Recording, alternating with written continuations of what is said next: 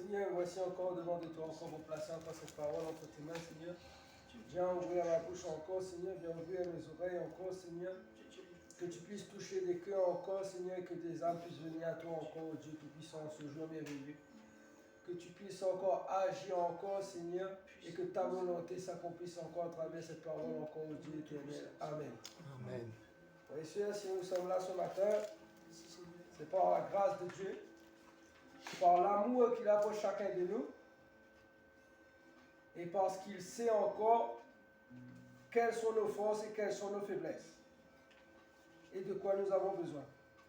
Le Seigneur, à travers le Matthieu 11, versets 28, 29 et 30, il nous est dit: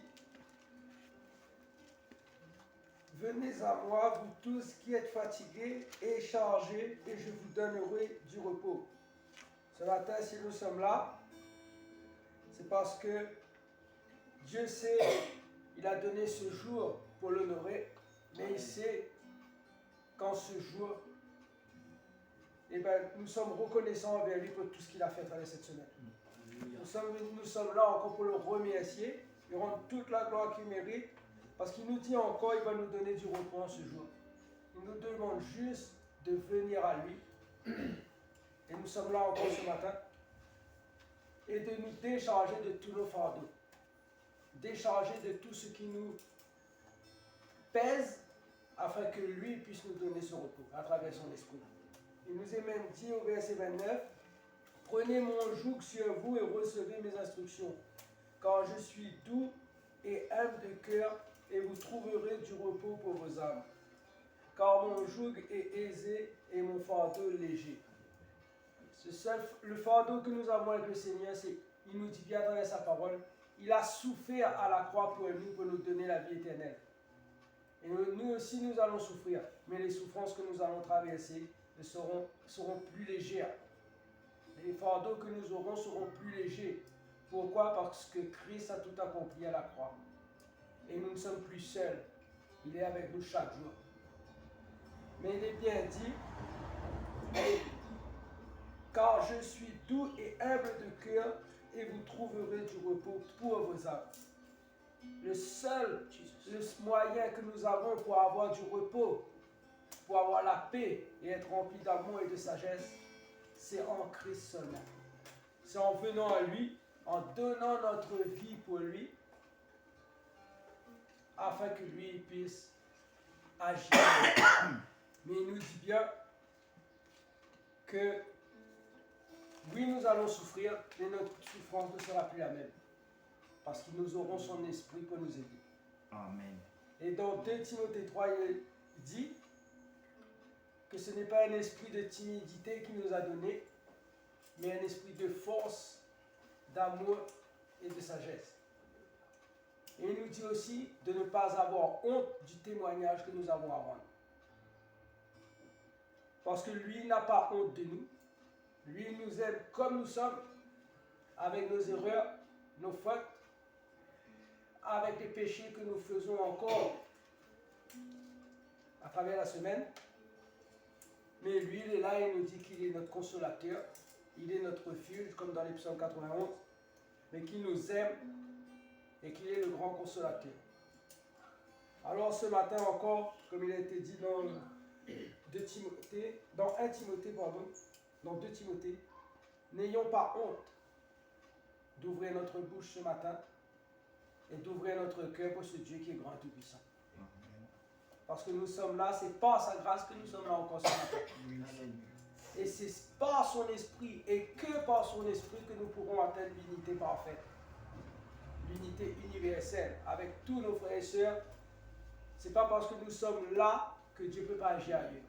Dieu peut agir partout. Et c'est que par l'unité qui est tenue par son esprit que Satan reculera et Satan prendra sa défaite.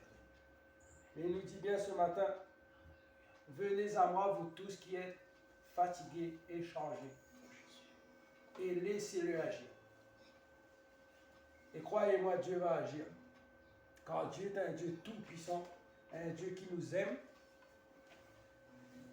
un Dieu qui a accompli la plus grande chose pour nous, et a donné son Fils à la croix, pour que chacun de nous ait une chance d'être sauvé. Celui qui croit sera sauvé.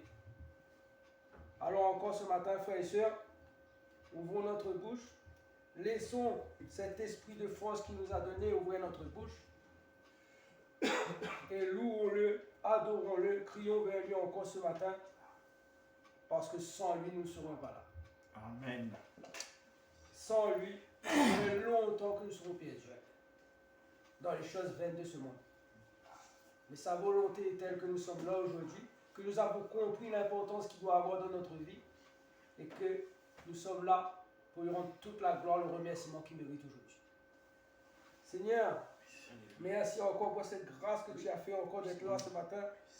C'est vrai, Seigneur, que parfois, encore à travers la semaine, c'est très difficile encore pour nos frères, nos soeurs, encore, et c'est encore plus difficile pour ceux qui sont dans l'église, encore, Seigneur, pour ceux qui souffrent, ceux qui sont malades, encore à l'hôpital, Seigneur.